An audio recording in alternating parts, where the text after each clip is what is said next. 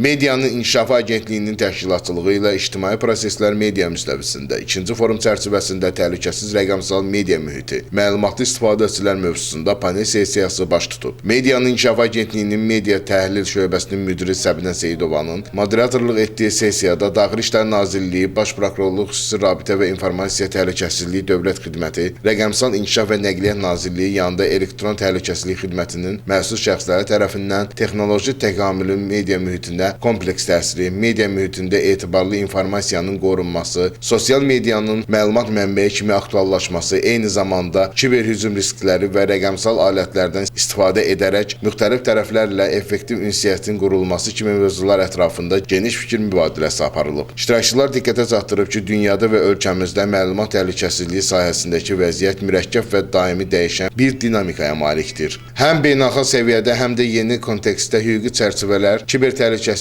strategiyalar, etik standartlar və sosial media mühiti bu sahənin təkmilləşdirilməsini tələb edir. Ölkəmizdə rəqəmsal savadlılığın artırılması, xüsusən məlumatların qorunması və müxtəlif mövzularda vətəndaşların məlumatlandırılması vacibdir. Qeyd edək ki, panel müzakirənin sonunda sual-cavab sessiyası keçirilib. Söylə Ağazadə, Rəsul İsayev, Səs TV.